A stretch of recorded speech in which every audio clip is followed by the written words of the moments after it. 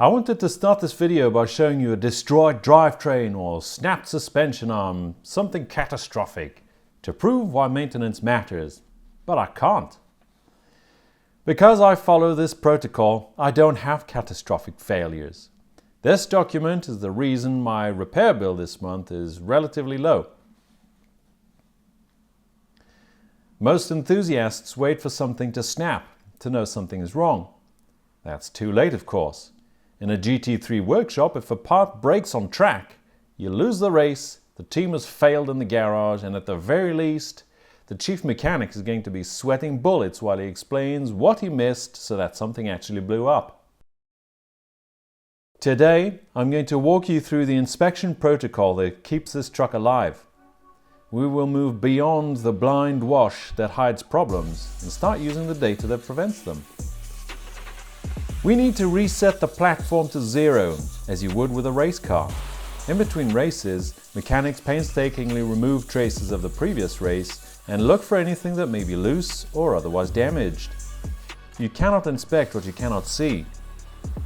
This isn't maintenance yet, this is just the commute to work.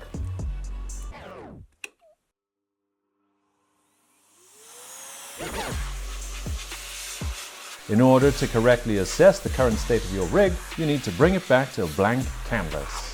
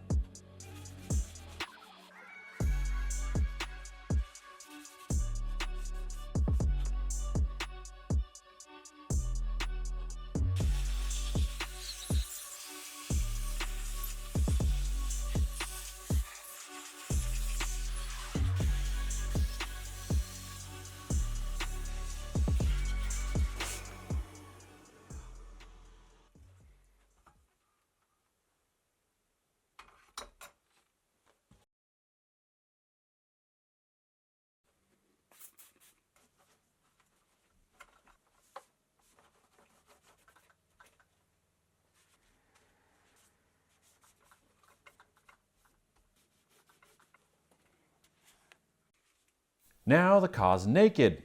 The mud isn't hiding the slop anymore. This is where the real work begins.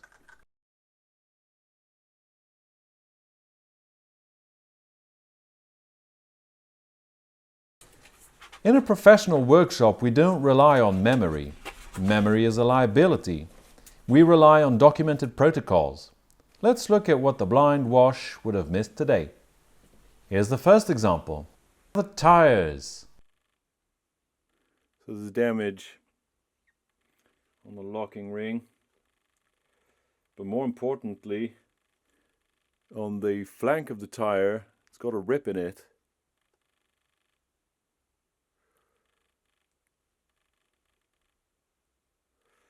So that is no good. Checking all the fasteners, they look all in good condition. The tread is still fine. If you look at the little triangle is here, that's your tread wear indicator.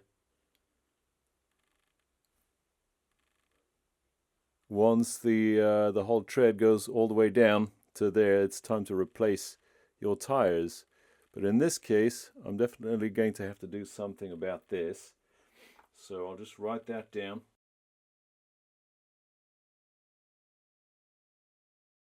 Two of them have sidewall rips. The integrity of the first is clearly compromised. The second isn't so bad. I'm not replacing them today. I have ordered the replacements and they are scheduled for the next major service interval.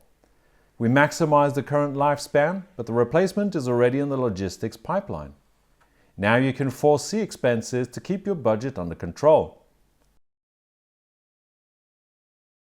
Lower suspension arm. The damage does look ugly, but structurally, it's fine. Action, monitor it.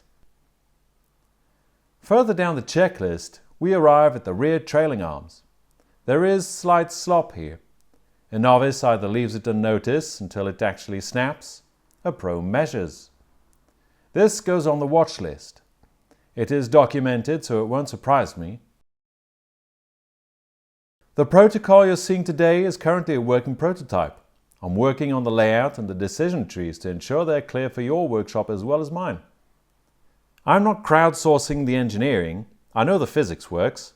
I'm stress testing the usability of the document in real life with my patrons before it goes to print.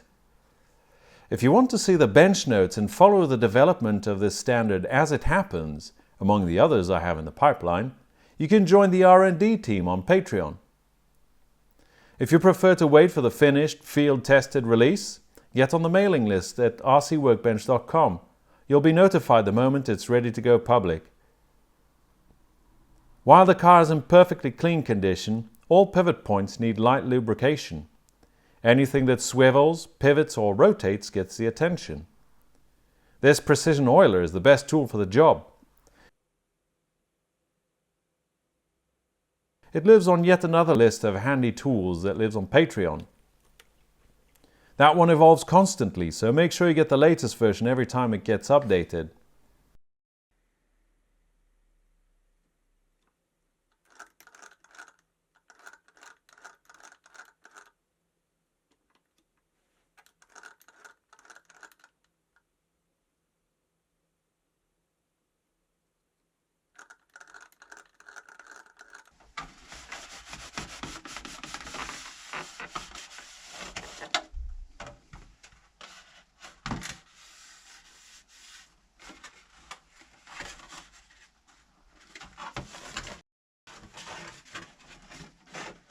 Yeah, there's a crack here. And a crack there. Need to be more careful, man. Broken. Okay, and that's it.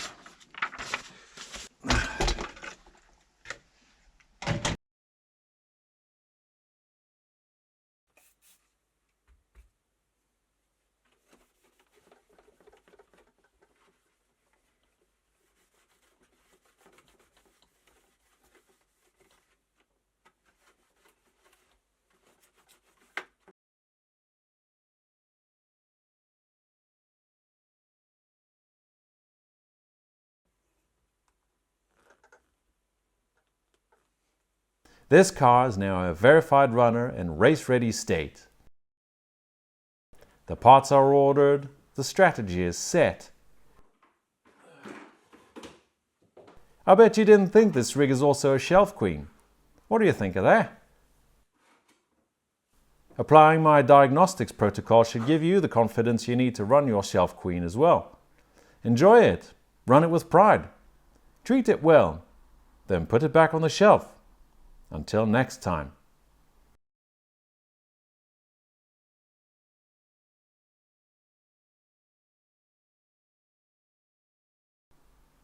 So don't just wash it and shelf it. Start inspecting for less downtime, more runtime, streamline the maintenance process and keep running costs under strict control. I'll see you on the track.